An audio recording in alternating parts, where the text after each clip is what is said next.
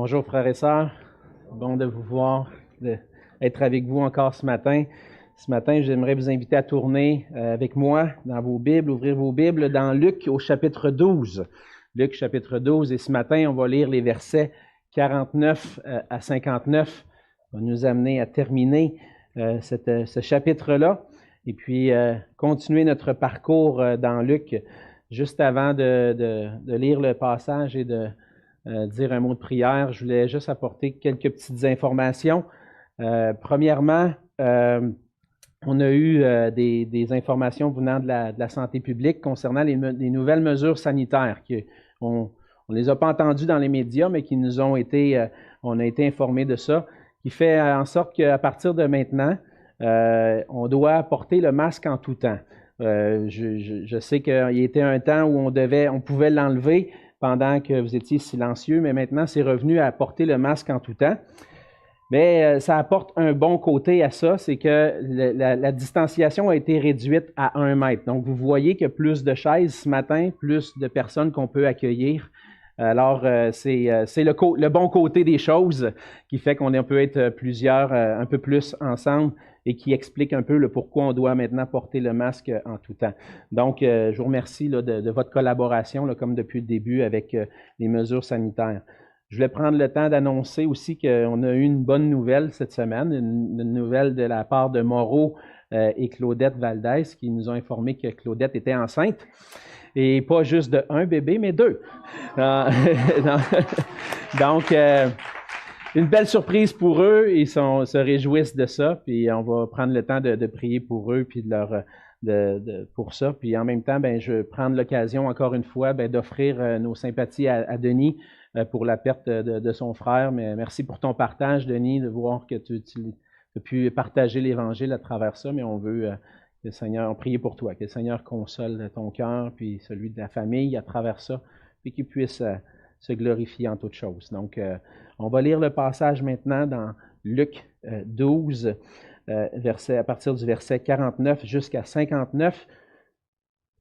Et c'est la parole de Dieu qui dit ceci. « Je suis venu jeter un feu sur la terre, et qu'ai-je à désirer s'il est déjà allumé? Il est un baptême dont je dois être baptisé, et combien il me tarde qu'il soit accompli. Pensez-vous que je sois venu apporter la paix sur la terre? Non, vous dis-je, mais la division. Car désormais 5 dans une maison seront divisés, 3 contre 2 et 2 contre 3. Le père contre le fils et le fils contre le père. La mère contre la fille et la fille contre la mère. La belle-mère contre la belle-fille et la belle-fille contre la belle-mère. Il dit encore aux foules, quand vous voyez un nuage se lever à l'Occident, vous dites aussitôt, la pluie vient, et cela arrive ainsi. Et quand vous voyez souffler le vent du midi, vous dites, il fera chaud, et cela arrive. Hypocrite, vous savez discerner l'aspect de la terre et du ciel, comment ne discernez-vous pas ce temps-ci? Et pourquoi ne discernez-vous pas de vous-même ce qui est juste? Lorsque tu vas avec ton adversaire devant le magistrat, tâche en chemin de te dégager de lui, de peur qu'il ne te traîne devant le juge, que le juge ne te livre à l'officier de justice et que celui-ci ne te mette en prison. Je te le dis, tu ne sortiras pas de là que tu n'aies payé jusqu'au dernier centime. Ce qu'on vient de lire, c'est la parole de Dieu, la parole du Seigneur, et on va se courber dans un mot de prière. Seigneur notre Dieu, on vient devant toi encore une fois ce matin avec des cœurs remplis de joie, remplis de louange envers toi parce que tu es un Dieu merveilleux. Seigneur, cette parole, comme on vient de le chanter, c'est notre nourriture spirituelle. Et c'est merveilleux, Seigneur, d'avoir cette liberté de pouvoir être réunis ensemble, de pouvoir l'étudier, l'approfondir, chercher à la comprendre, Seigneur. Parce que par elle, tu nourris nos âmes, tu nous fortifies dans notre foi, tu nous fais grandir en toi. Et on veut te louer, Seigneur, pour ce privilège. On te remercie aussi pour le privilège que tu nous as donné ton esprit, Seigneur, qui nous aide à ouvrir notre intelligence, les yeux de notre cœur pour qu'on puisse saisir cette parole, la comprendre et la mettre en pratique afin de porter du fruit pour toi. Merci pour cette grâce, Seigneur. Et on veut en même temps, Seigneur, te prier venir devant toi avec quelques requêtes et te prier pour notre frère Denis, qui a perdu son frère samedi dernier et puis qui vit présentement un deuil. Et on te prie pour lui, son épouse, les gens de sa famille, que tu puisses consoler leur cœur de la tristesse d'avoir perdu un frère et que tu puisses, par ta grâce, par ton esprit, venir les réconforter par ta grâce. On veut te prier aussi pour notre frère Moreau, notre sœur Claudette, on te remercie pour cette joie qu'ils ont de pouvoir attendre 2 enfants, Seigneur, et on te prie que tu puisses être avec eux, que tu puisses mettre ta main particulièrement sur Claudette, sur cette grossesse, qu'elle puisse bien se dérouler, Seigneur, et que dans ta volonté, elle puisse l'amener à terme et puisse avoir la joie de voir ces êtres s'ajouter à leur famille, Seigneur. On t'en remercie. Encore une fois, Seigneur, on te prie de nous bénir par ta parole. Sois avec ma bouche, permets que je sois clair et que tout ce qui sera dit, Seigneur, puisse venir de toi. Et c'est pour ta gloire et dans le nom de Jésus qu'on te prie. Amen. Amen. Au milieu des années 2000, on a vécu au Québec, il y a eu une importante affaire de fraude qui a eu lieu, qui a fait les manchettes pendant plusieurs années.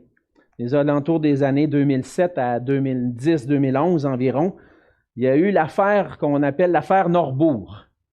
Et c'est les Québécois qui étaient ici, mais je sais que plusieurs ont immigré depuis ce temps-là, vous n'avez peut-être pas entendu parler de ça, mais c'est une affaire d'une compagnie d'investissement avec le propriétaire Vincent Lacroix qui avait, pendant des années, ramassé des fonds pour faire des investissements et puis, lui, puiser dans les fonds de sa clientèle des milliers d'investisseurs pour mettre ça dans sa poche à lui, dans la poche de son entreprise, et s'est enrichi de plusieurs dizaines de millions de dollars à travers ça.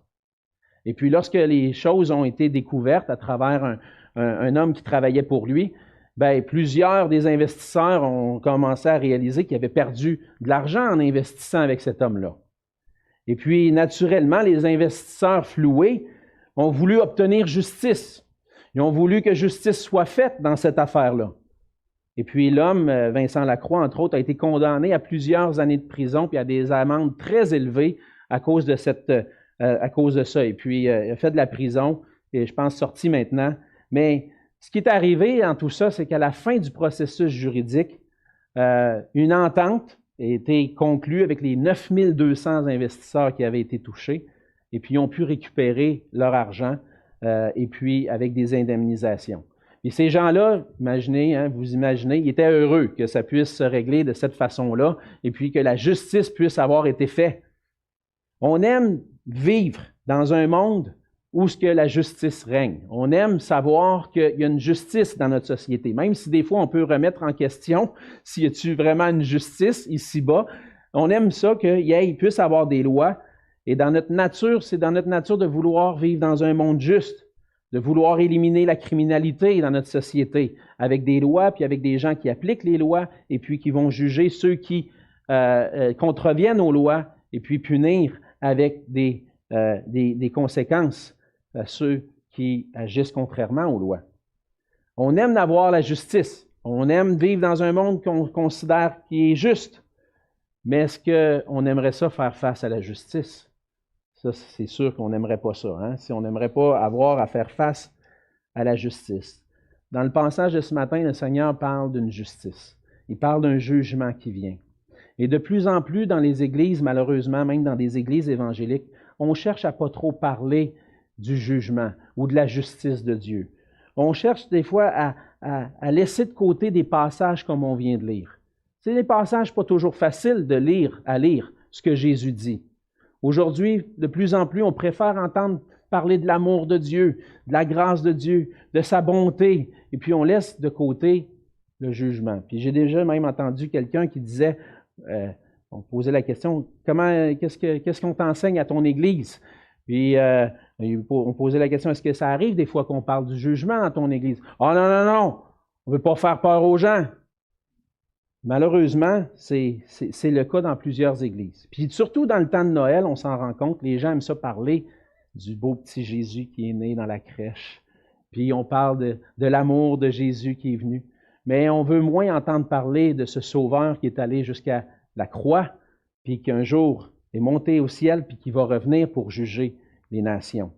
On ne veut pas entendre parler de ça. On préfère entendre parler de l'amour de Dieu plutôt que de la justice de Dieu. Mais dans le contexte dans lequel on vit, même si bien des gens, même des chrétiens, voudraient passer par-dessus un message comme celui-là ce matin, on a besoin d'entendre parler Jésus. C'est les paroles de Jésus qu'on a lues ce matin. Puis on veut l'entendre parler. Puis ce passage-là est d'une importance capitale pour chacun de nous. Et en tant que chrétien, ce qu'on devrait vouloir en réalité, c'est d'entendre Jésus nous dire ce qu'il a à nous dire, même si parfois ça ne nous fait pas vraiment plaisir. Si on est des disciples de Jésus-Christ, un jour on a dit « Seigneur, tu es mon roi, dis-moi ce que tu veux, demande-moi ce que tu veux, Seigneur, je suis prêt à vivre pour toi. » Puis on devrait, en tant que chrétien, être prêt à aborder ces passages-là, même si des fois ça ne nous fait pas plaisir. Et même si on n'est pas chrétien ou on n'a pas donné notre vie au Seigneur Jésus, on n'a pas reconnu Jésus comme Sauveur et Seigneur, on a besoin d'entendre parler de ces choses-là. On a besoin d'en entendre parler parce que Jésus a un plan. Jésus est venu sur la terre pour manifester qu'il est le Christ, le Seigneur, le Messie, et qu'il y a un plan pour chacun de nous. Il y a un plan pour d'accomplir le salut des hommes. On nous parle dans les Écritures à la fois de justice et de grâce. Et on n'a pas la liberté de mettre de côté un passage puis d'essayer de mettre l'accent sur un sujet en particulier. On doit parler de tout ce que le Seigneur met devant nous. C'est pour ça que ce matin, ensemble, on ne va pas mettre de côté ce passage-là pour passer à un passage qui pourrait peut-être être plus plaisant à entendre. Mais on va regarder ce passage-là, puis creuser ensemble, chercher à comprendre qu'est-ce que le Seigneur veut communiquer à travers ça. Et on va voir ensemble que Jésus est le roi qui apporte le jugement sur la terre et qui accomplit la justice de Dieu. On voit déjà dans la première partie du passage, dans les versets 49 à 53, Jésus commence en disant « Je suis venu jeter un feu sur la terre. » Et il va dire « Qu'ai-je à désirer s'il est déjà allumé? » En réalité, notre version, la seconde dont je viens de lire, ne rend pas très bien la deuxième partie de ce verset-là. En réalité, c'est comme si Jésus remet en question, on a l'impression que Jésus remet en question si le feu est déjà allumé ou quelque chose comme ça, mais ce qu'on voit, c'est réellement que Jésus est venu jeter un feu sur la terre et il pourrait être mieux traduit en disant « Et comme je désire qu'il soit déjà allumé. » Parce que le feu n'est pas encore allumé. Il y a quelque chose d'autre qui va venir avant. Mais qu'est-ce que ça veut dire exactement, ce feu-là? Si on cherche à comprendre ce mot-là dans ce contexte-là, qu'est-ce que ça veut dire? On voit dans les Écritures que le feu peut symboliser plusieurs choses. Si on prend l'ensemble des Écritures, le feu peut symboliser la purification, pour ramener à la perfection quelque chose. Le Seigneur nous dit à travers l'apôtre Paul qu'un jour, nos œuvres vont être amenées en jugement. Ils vont passer, ils vont passer à travers le feu. Est-ce qu'il va rester quelque chose après? Est-ce qu'il va y avoir des œuvres pures qui vont rester? Et dans un sens, le feu peut signifier la purification des imperfections.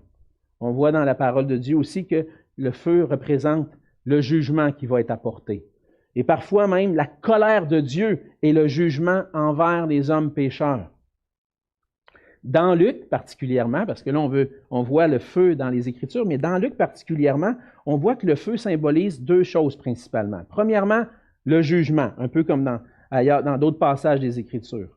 On voit dans Luc 3, au verset 9, il dit, c'est Jean-Baptiste qui parle et qui dit « Déjà même la cognée est mise à la racine des arbres. Tout arbre qui ne produit pas de bons fruits sera coupé et jeté au feu. » C'est une parabole pour expliquer que si ta vie ne porte pas de fruits, tu vas avoir un jugement, tu vas être éprouvé dans le feu et tu vas avoir jeté dans le feu. Dans le chapitre 3, verset 17, il va dire de Jésus, « Il a son vent à la main, il nettoiera son aire, il amassera le blé dans son grenier, mais il brûlera la paille dans un feu qui ne s'éteint point. » Encore une fois, une parabole pour parler du jugement que Jésus apporte.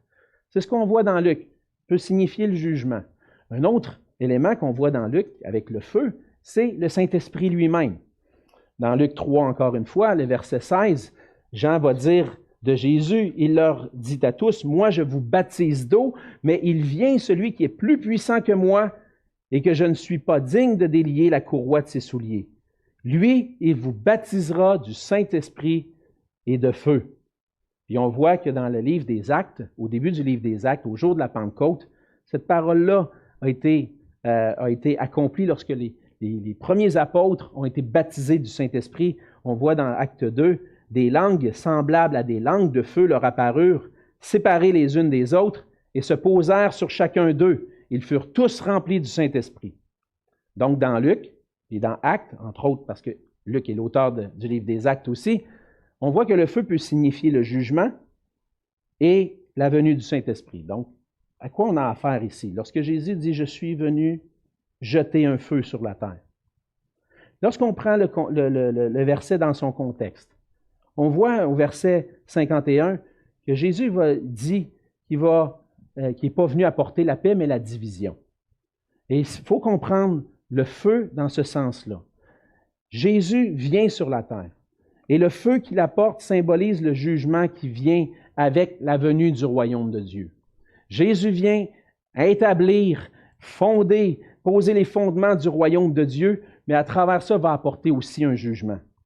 Ce jugement-là, c'est ce qui est mentionné, va apporter des divisions entre ceux qui reconnaissent Jésus-Christ comme Sauveur et Seigneur et ceux qui le rejettent son règne. Donc, ça va provoquer des divisions. Il y a un feu que Jésus va apporter. Ça va provoquer des divisions entre ceux qui le reconnaissent véritablement comme le Messie et entre ceux qui le rejettent. Il va y avoir des divisions. C'est un jugement qui va diviser les hommes entre eux. Puis même, on va voir que ça va diviser des familles entre elles. Mais avant que ce jugement-là arrive, il y a quelque chose d'autre qui doit se passer. Et au verset 50, on voit que Jésus va mentionner, en plus du feu qui est venu pour jeter sur la terre, il dit, il est un baptême dont je dois être baptisé, et combien il me tarde qu'il soit accompli. Jésus a hâte que le feu, de jeter ce feu sur la terre. Il aspire à ça, il veut qu'il y ait un jugement, il veut voir une justice sur la terre, il veut voir le royaume de Dieu s'établir, mais avant ça, il doit passer à travers un baptême. De quoi est-ce qu'il parle exactement, un baptême? Qu'est-ce que c'est le baptême? Dans son original, dans le grec, le mot baptême, qu'on a fait une translittération en français, veut dire littéralement immerger. Le mot baptême, qui est le verbe ici, dans le fond, ou le nom qui est employé, veut dire immerger. Donc, on voit, entre autres, dans le Nouveau Testament, que Jean-Baptiste baptisait où il y avait beaucoup d'eau, parce que pour immerger les gens et manifester leur repentance. Et dans l'Église baptiste, pour ceux qui connaissent bien nos églises, on baptise dans l'eau en étant immergé.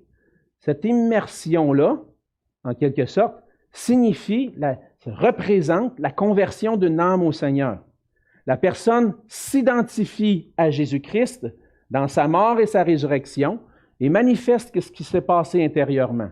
La personne est venue au Seigneur, elle a donné sa vie à Jésus, puis maintenant s'identifie à lui, dans sa mort et sa résurrection.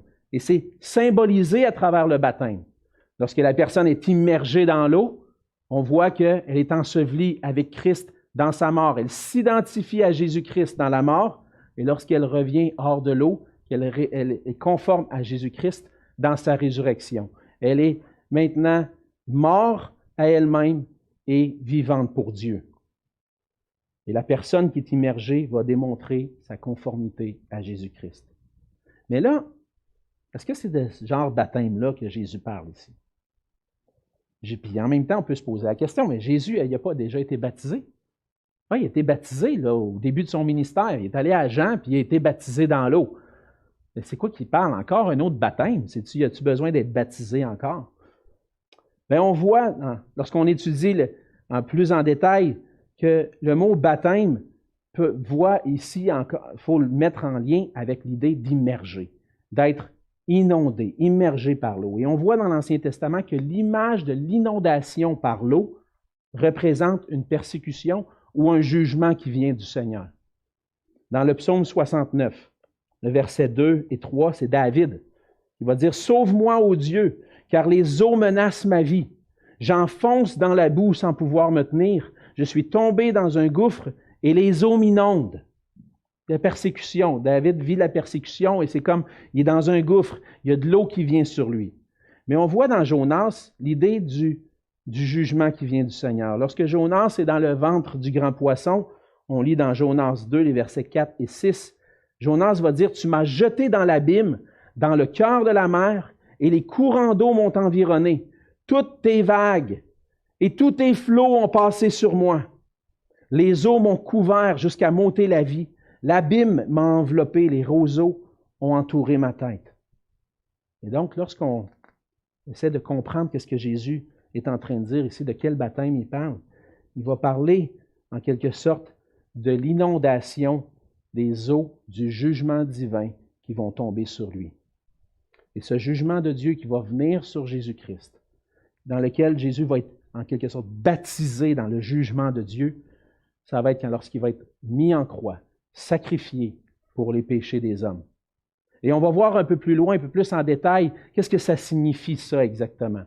Mais lorsque Jésus parle d'un baptême qui doit être baptisé, puis dans un sens, il veut que ça soit accompli, il attend qu'il va être mis en croix, subir le jugement de Dieu alors qu'il va être sur la croix. Mais avant de jeter le feu sur la terre qui apporte la division, le jugement, Jésus doit accomplir le salut par sa mort et sa résurrection. On voit un peu, lorsqu'on continue dans les versets 51 à 53, Jésus va dire, « Pensez-vous que je sois venu apporter la paix sur la terre? Non, vous dis-je, mais la division. » Et là, on peut se poser la question, parce que naturellement, dans un sens, on dit, ben non, quand Jésus est venu sur la terre, il est venu apporter sur la paix. Même Luc, il l'a dit, les anges, quand Jésus est né, les anges disaient, « Paix sur la terre parmi les hommes qui l'agréent. » Jésus est venu apporter la paix et pas venu apporter la division. Qu'est-ce que Jésus veut dire par là? Est-ce que Jésus est vraiment juste venu apporter la division? Est-ce qu'il n'est pas venu aussi apporter la paix? Certainement, Jésus est venu apporter la paix. Particulièrement la paix entre Dieu et les hommes. Paix sur la terre parmi les hommes qui l'agréent, parmi les hommes qui vont se tourner vers Dieu.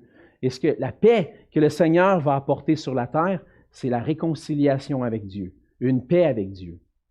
Mais cette paix-là que le Seigneur apporte, la possibilité d'être réconcilié avec Dieu par la foi en lui, apporte aussi une division parmi les gens.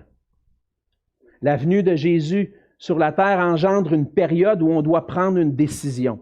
Les gens ont à faire un choix. Croire que Jésus est Sauveur et Seigneur ou le rejeter. Puis cette décision-là va diviser les gens. Même depuis le début de l'Évangile de Luc. Plusieurs ont des réactions différentes par rapport à Jésus. Certains croient en lui. Et ceux qui croient en lui sont différents de ceux qui rejettent Jésus. Et il y a une division déjà parmi le peuple, une division où il y en a qui croient en lui, il y en a qui ne croient pas en lui. Et le Seigneur Jésus va dire, même dans les versets 51, 52 et 53, que Jésus apporte une division à travers son salut, apporte maintenant les divisions même dans les familles. Le mot « maison » ici, dans le verset 52, peut signifier famille. Il dit dans un sens, désormais, 5 dans une famille seront divisés. 3 contre 2 ou 2 contre 3. Lorsque les gens viennent, lorsqu'on prend une décision pour le Seigneur Jésus, lorsqu'on le reconnaît comme Sauveur et Seigneur, vous l'avez probablement vécu lorsque vous êtes venu au Seigneur, ça a provoqué des divisions dans la famille. On parle de Jésus, puis les gens le rejettent. Ça m'est arrivé dans ma parenté. Lorsque mes parents se sont convertis, j'étais en bas âge. Mais mon père a commencé à parler de l'Évangile à ses frères, ses sœurs, son père, sa mère, les gens, mes parents, ma mère, la même chose de son côté. Puis il y en a, par la grâce de Dieu, sont venus en faire une profession de foi, mais d'autres ont refusé de croire. Puis il y en a même qui ont manifesté de la rébellion envers l'Évangile. Puis ça fait que les familles se distancent. Les familles sont divisées. Oh, on n'ira plus chez lui, il va nous parler de sa Bible, puis ça ne me tente pas d'entendre parler. Vous avez vécu ça probablement dans vos familles, hein? Des familles divisées à cause de l'Évangile. Jésus dit qu'il y a des familles qui vont être divisées à cause de lui. Jésus apporte des divisions. Et la question, c'est de savoir, est-ce qu'on va être prêt à suivre Jésus, malgré le fait qu'il va y avoir des conflits, qu'on va perdre des relations à cause de lui. Puis des fois, des relations qui nous sont les plus chères, dans la même maison, dans la même famille. Vivre la division parce que moi, j'ai décidé de suivre Jésus-Christ, puis mon conjoint, mes enfants ne veulent pas suivre le Seigneur. Il va y avoir des divisions. C'est pas facile à vivre quand c'est soit ton conjoint, quand c'est tes enfants, ou ça peut être tes propres parents qui rejettent l'Évangile, puis ils ne veulent plus en entendre parler. Ça provoque la division, puis ça peut être difficile à vivre. C'est une épreuve. Appartenir à Jésus-Christ, c'est humainement impossible. Par la grâce de Dieu, tout est rendu possible. Et même si on aime beaucoup les gens de nos familles, même si on les aime de tout notre cœur, on sait, parce que le Seigneur nous le dit, il va y avoir des divisions à cause de l'Évangile. On peut se consoler parce que le Seigneur nous donne une autre famille. Si ce n'est pas notre famille selon la chair, le Seigneur nous donne en venant à lui une famille spirituelle. Une famille des frères et sœurs dans le Seigneur Jésus avec qui on peut partager notre foi.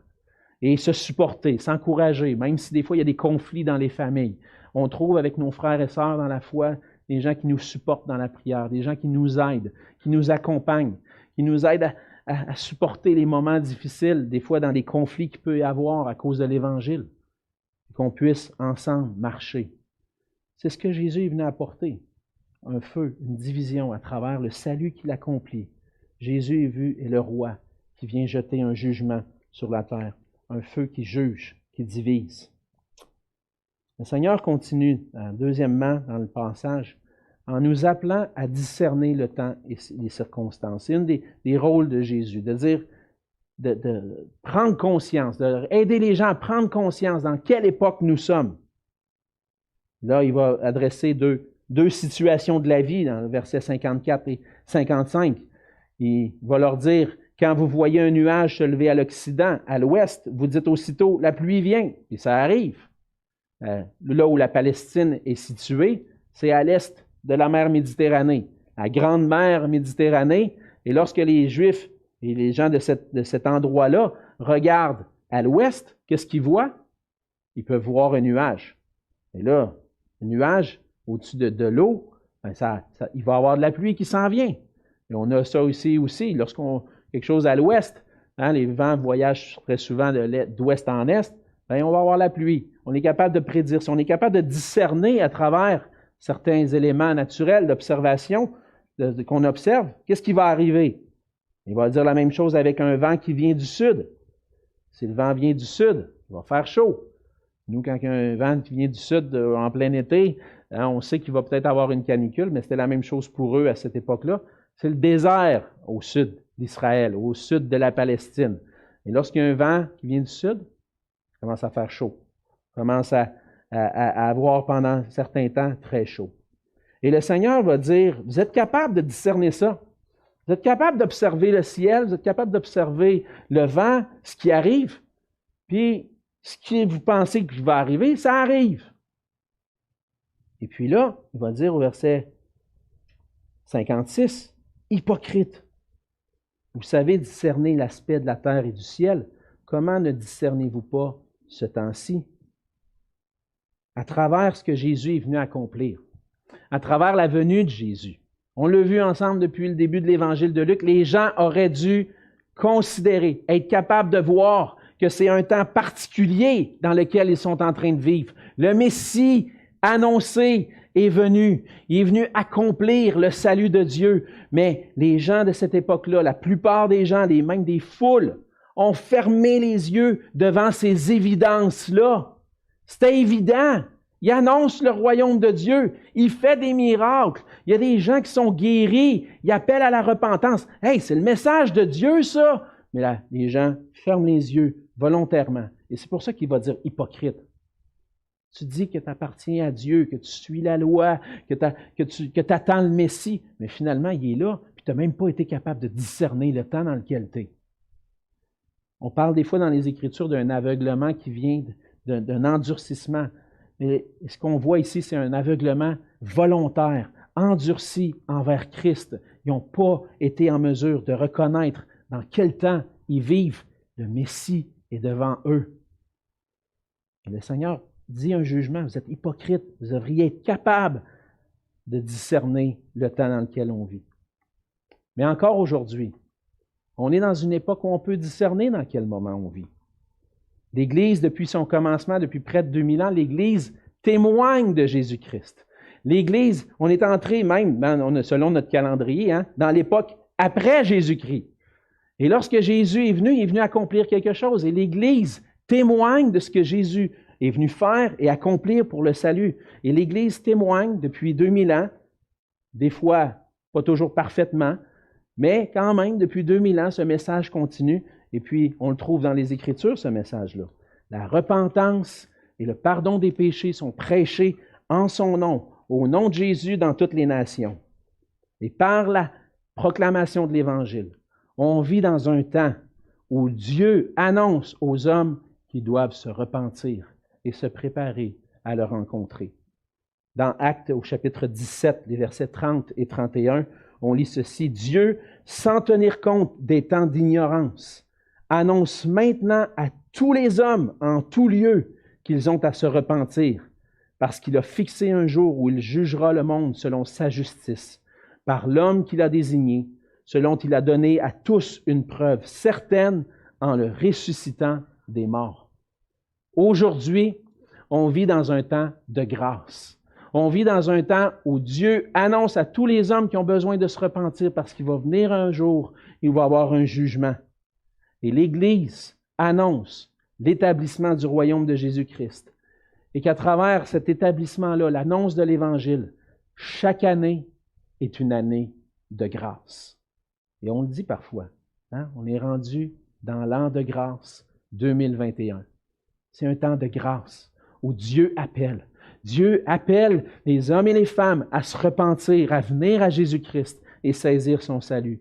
Il est encore temps de reconnaître le temps dans lequel on est. Le Seigneur n'est pas revenu encore. C'est encore temps de reconnaître. C'est encore temps de savoir qu'on a besoin de se repentir, de venir à Jésus-Christ pour être sauvé. C'est pour cette raison-là que Jésus va continuer dans le verset 57 à 59 à exhorter. Et Jésus va exhorter à être réconcilié avec l'accusateur. Jésus va utiliser certains enseigner en disant qu'il est possible parfois de faire face à un conflit d'ordre juridique. Il va dire au verset 58, il dit lorsque tu vas avec ton adversaire devant le magistrat, tâche en chemin de te dégager de lui, de peur qu'il ne te traîne devant le juge, que le juge ne te livre à l'officier de justice et que celui ne te mette en prison. Donc, c'est possible des fois de vivre un conflit, d'avoir quelqu'un qui nous accuse de quelque chose. Et ce que le Seigneur Jésus est en train de dire, dégage-toi pendant que tu es en chemin avant d'aller faire face aux autorités, essaye de ranger ça à l'amiable. Parce que si tu n'arranges pas ça à l'amiable, tu vas te présenter devant le juge, puis après ça, le juge peut te mettre en prison. Puis il va dire au verset 58, « Je te le dis, tu ne sortiras pas de là que tu aies payé jusqu'au dernier centime. » Pourquoi Jésus dit ça à ce moment-là? Ce qui est intéressant, c'est de voir le langage entre le verset 56 et le verset 57. Le verset 56, il dit « Comment ne discernez-vous pas ce temps-ci? » Et ensuite, au verset 57, « Ne discernez-vous pas de vous-même ce qui est juste? » Alors, on pourrait prendre ce passage-là en disant « Ah, le Seigneur nous donne des bons conseils. » C'est une parole proverbiale. On pourrait dire c'est comme un proverbe. Le Seigneur nous donne des conseils de sagesse. Si jamais je suis pris dans un conflit juridique, je vais essayer de m'arranger à l'amiable. Mais je pense que dans le contexte où on est, où Jésus parle de jugement, il va même parler de jugement au début du chapitre 13. On devrait comprendre ces versets-là plutôt comme une parabole. Une parabole qui nous annonce qu'un jour, on va avoir à faire face à un juge. Puis pendant qu'il est encore temps, on doit se dégager d'être accusé par cet accusateur-là. En réalité, ces paroles-là nous mettent en garde à se préparer à faire face à celui devant qui on doit rendre des comptes, le Dieu saint, le juge parfait. Le Seigneur nous appelle à nous préparer. Parce que on est tous, par nature, sous le jugement de Dieu. Et on va avoir à faire face à Dieu un jour. La parole de Dieu nous enseigne, dans son ensemble, qu'on est des créatures créées à l'image de Dieu, créés pour vivre pour sa gloire. Comment on vit pour la gloire de Dieu? On le représente, on lui ressemble dans notre façon de vivre, on donne gloire. On est créés pour être le reflet de la gloire de Dieu sur la terre. Malheureusement, nos premiers parents, on connaît l'histoire, hein? Adam et Ève, qui avaient été créés parfaits pour vivre pour la gloire de Dieu, ont échoué dans ce mandat-là qu'ils avaient reçu. Ils ont attiré sur eux et sur toute la race humaine la corruption à cause du péché, après avoir désobéi à Dieu.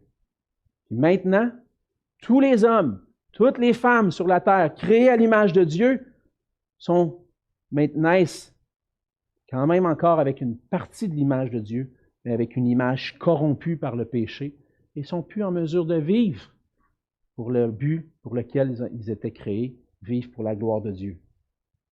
Et la corruption du péché vient dans nos vies. Elle est là en nous, naturellement. En nous, avec des désirs contraires à la volonté de Dieu. Faire le contraire de ce que Dieu dit. Moi, je ne veux pas faire ce que Dieu me demande. Moi, je vais m'arranger tout seul. Moi, je n'ai pas envie d'écouter ce qu'il y a à me dire. Je veux avoir personne au-dessus de moi qui me donne des règles, puis qui me dit qu'un jour, je vais être en jugement. Ah, je reste ça de côté. Moi, je veux vivre comme je veux. Et plutôt que de vivre pour la gloire de Dieu, maintenant, on cherche à vivre pour notre propre gloire. Et par nature, on cherche à vivre pour notre gloire en satisfaisant nos désirs et non la volonté de Dieu. Et la Bible dit à cause de ça qu'on est des enfants, par nature, des enfants de colère, sous la colère de Dieu, parce qu'on est rebelle à Dieu dans notre nature. Et les enfants de colère vont avoir à faire face un jour à l'accusateur, à ce Dieu qui juge avec justice. On veut la justice sur la terre. On veut la justice dans notre société, mais on ne veut pas la justice de Dieu, par exemple. Mais ça va arriver. Un jour, on va avoir à faire face à notre accusateur. Et devant Dieu, nous sommes tous coupables d'avoir transgressé la loi de Dieu. Et on va avoir à faire face, tous et chacun d'entre nous, au jugement de Dieu. Et je vous le dis d'avance, par nature, on est déjà condamné. La réalité, c'est qu'on doit faire face à un Dieu juste. Mais le Seigneur, à travers cette parabole-là, appelle. Il dit, essaye de te dégager de ton accusateur avant d'arriver devant le juge. Essaye de régler ça. Mais comment je vais pouvoir régler ça? C'est Dieu à qui j'ai affaire. Le Seigneur est en train de dire, il est encore temps de trouver grâce. Comment c'est possible? Parce que Jésus est venu. Il est venu pour accomplir pour nous la justice de Dieu, pour qu'on puisse être réconcilié avec Dieu puis éviter le jugement. Il est venu accomplir la justice de Dieu en allant jusqu'à la croix. Et tout l'évangile de Luc, même si ce passage-là est un peu dur, Alexandre, tu dis l'évangile c'est une bonne nouvelle, on n'entend pas une bonne nouvelle ce matin. Mais quand on prend l'évangile de Luc dans son ensemble, on apprend que Jésus est venu pour chercher et sauver ce qui était perdu. Hein? Je vous le répète tout le temps. Il faut garder ce passage-là dans le contexte. Jésus est en train de mettre en garde. Il nous appelle à aller vers lui parce que lui a accompli la justice de Dieu à notre place. Comment je vais faire pour me dégager du jugement de Dieu sur moi? J'ai besoin d'aller à Jésus-Christ. Jésus a accompli sur la croix ce qui était nécessaire pour nous. L'apôtre Paul va dire dans Romains 3, versets 23 à 26, « Car tous ont péché et sont privés de la gloire de Dieu. » C'est ce que j'ai expliqué. Et ils sont gratuitement justifiés par sa grâce, par le moyen de la rédemption qui est en Jésus-Christ. C'est lui que Dieu a destiné à être, par son sang, pour ceux qui croiraient, victime propitiatoire, afin de montrer sa justice, parce qu'il avait laissé impunis les péchés commis auparavant, au temps de sa patience. Il montre ainsi sa justice dans le temps présent, de manière à être juste, tout en justifiant celui qui a la foi en Jésus. Qu'est-ce que l'apôtre Paul dit à travers ça, à travers ce passage-là? Il dit qu'on est tous condamnés, on est tous des pécheurs, puis on est condamnés. Mais c'est possible d'être gratuitement justifié. Pourquoi? Parce que Jésus est venu. Jésus-Christ, lui qui a été destiné à être par son sang, Pour ceux qui croiraient, une victime propitiatoire. Victime propitiatoire, c'est en fait ce que Jésus est venu accomplir, c'est qu'il est venu sur la croix pour prendre notre place, pour prendre sur lui le châtiment que je méritais à cause de mes péchés. Et ce que Jésus a accompli à la croix, c'est la justice de Dieu. À la croix, la justice de Dieu a été accomplie parce que Dieu a puni le péché en Jésus-Christ à la croix. L'homme parfait est venu pour prendre sur lui nos péchés, nos fautes. Il est venu pour prendre notre place. Il a supporté à notre place le jugement et la colère de Dieu pour qu'on puisse être trouvé juste devant Dieu. Le parfait, le juste, est devenu injuste aux yeux de Dieu à cause de nos péchés, a été puni pour qu'on puisse, nous, des injustes, devenir justes par la foi en lui. Paul va continuer, il va dire dans 2 Corinthiens 5, « Celui qui n'a pas connu le péché, il l'a fait devenir péché pour nous, pour que nous devenions en lui justice de Dieu. » Toute la justice de Dieu a été accomplie par Jésus-Christ à la croix. Et ce que le Seigneur dit, verset 59, « Je te le dis, tu ne sortiras pas de là que tu n'aies payé jusqu'au dernier centime. » Mais Jésus a souffert jusqu'à verser la dernière goutte de sang pour que tu n'aies pas à passer en jugement. Jésus a accompli la punition que tu mérites à cause de tes péchés. Et il t'appelle à être réconcilié avec Dieu. Cette parole-là t'appelle aujourd'hui à dire, je veux être dégagé de ce jugement-là. Je veux pas avoir à faire face à ce juge-là. Non, je veux pas avoir à payer du jugement que le Seigneur réserve à ceux qui se sont pas repentis. Mais je veux saisir par la grâce, cette grâce-là en Jésus-Christ, d'un parfait, d'un juste qui a payé à ma place, de sorte que je puisse paraître juste. Les temps sont accomplis. On est dans un temps de grâce. Et le Seigneur appelle, sois réconcilié avec Dieu. Jésus, c'est le roi qui apporte le jugement sur la terre. Mais il apporte aussi la justice de Dieu, en ayant accompli parfaitement la justice de Dieu à notre place. La question maintenant, c'est celle-ci. As-tu reconnu le temps dans lequel nous sommes? As-tu reconnu que c'est le moment pour toi d'être réconcilié avec Dieu? Es-tu réconcilié avec Dieu? Le Seigneur appelle, puis il t'appelle maintenant. Tu as besoin de venir à lui pendant qu'il est encore temps. Lui seul est notre défenseur. Lui seul est notre avocat pour plaider notre cause, parce qu'il a tout accompli pour nous. Et venir à Jésus-Christ, c'est accepter son offre, une offre de pardon, d'avoir un dossier judiciaire vierge, complètement blanc, et pouvoir dire devant Dieu, je suis un pécheur, mais Christ a payé pour moi. Et le Seigneur t'appelle aujourd'hui. Lorsqu'on vient à Christ, et pour la plupart d'entre vous, je suis convaincu que vous avez déjà fait ce choix-là, de saisir cette grâce-là en Jésus-Christ pour le pardon de vos péchés. Ça va provoquer des conflits, ça va provoquer des divisions. Et lorsqu'on va apporter ce merveilleux message de l'Évangile, ça ne sera pas toujours entendu comme un merveilleux message de l'Évangile. Ces divisions-là vont toucher nos familles. Et on va avoir à supporter d'être ridiculisé, rejeté, puis même parfois persécuté pour notre foi. Ça va arriver. J'ai entendu des témoignages dans ma vie depuis que je suis chrétien, des gens qui se sont convertis à Jésus-Christ, puis que leur famille les a reniés, n'ont plus de contact avec leur famille. On vit au milieu d'une guerre spirituelle, puis notre roi nous appelle à prendre position pour lui, malgré les divisions, à vivre pour la gloire de son règne. Mais pour ça, on l'a chanté tout à l'heure, hein, on a besoin de revêtir l'armure. On a besoin de revêtir les armes que le Seigneur nous a données pour apporter l'Évangile, puis se protéger, nous défendre. Et ces armes-là, c'est la parole. La parole, c'est notre épée, l'apôtre Paul va dire.